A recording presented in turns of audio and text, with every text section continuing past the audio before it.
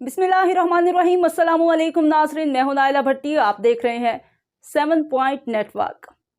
नजर डालते हैं आज की खबरों पर। मेरी जान को खतरा है, पुलिस भी मिली हुई है। यकीन हो रहा है कि डीआईजी लाड़काना नासिर आफ्ताब ने जानबूझकर ये मंसूबा बनाया है।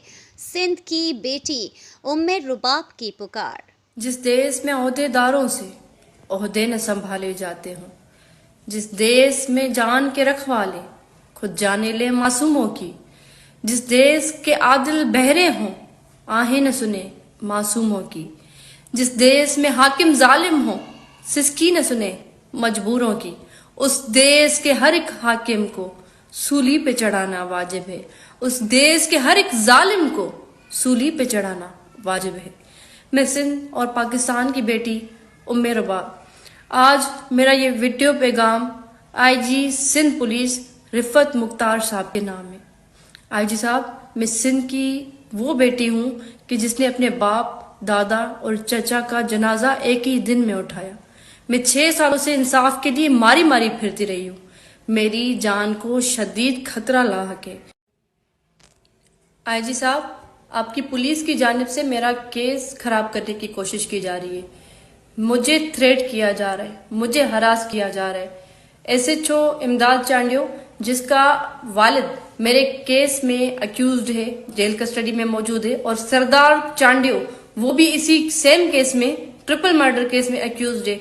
तो उसी एसएचओ को सरदारों के होम डिस्ट्रिक्ट में किसने पोस्टिंग दिलाई है? आप जरा इस पे गौर करें।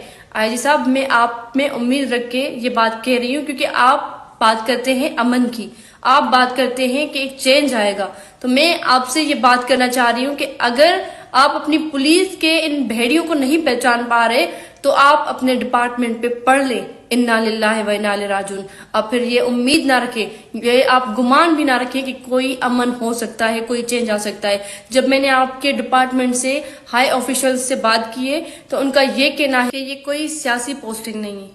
आईजी साहब, मैंने कोई बात विदाउट प्रूफ नहीं कही है।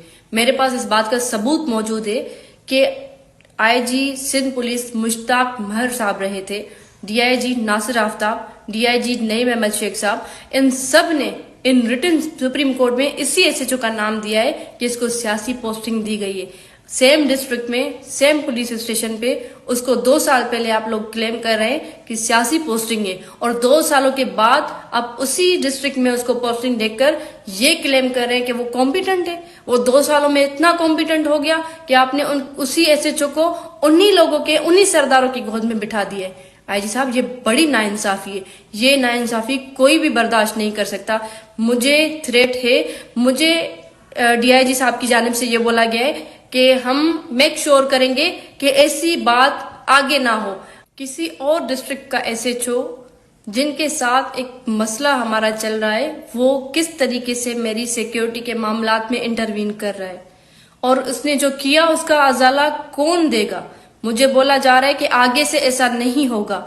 मुझे ये बताएं कि जो हुआ, क्योंकि मेरा जो केस में विटनेस है उसको इस बात का इतना असर हुआ कि ये पूरी मीडिया ने भी रिपोर्ट किया है, वो कोर्ट के अंदर बयान देते हुए बेहोश हो गया।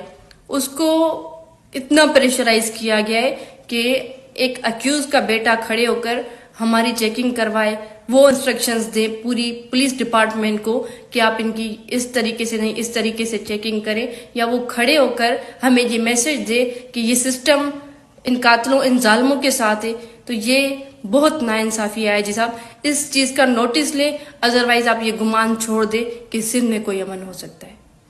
मैं हैरान हूं कि मेरा केस इतना हाई प्रोफाइल केस है जिसको नेशनल, इंटरनेशनल मीडिया ने कवर किया है। इस वाकये में आईजी सिंध पुलिस की सुप्रीम कोर्ट तक पेशियां होती रही हैं।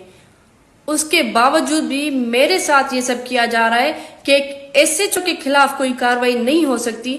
तो मैं क्या उम्मीद रखूं कि मैं यहाँ पे महफूज हूं? मैं क्या उम्मीद रखूं कि जागीरदारों के खिलाफ कोई कार्रवाई हो सकती है? मैं ये जस्ट बोलना चाहती हूँ कि खुदारा होश के नाखून लें। मेरी जिंदगी खतरे में है। अगर मुझे कुछ होता है तो उसका जिम्मेदार डीआईजी लाड़काना नासिर आफ्ताब भी होगा और सिंध पुलिस भी होगी, पूरा डिपार्टमेंट। शुक्रिया। अब तक के लिए इतना ही। मज़ीद खबरों से बाखबर रहने के लिए देखते रहिए 7 पॉइंट नेटवर्क।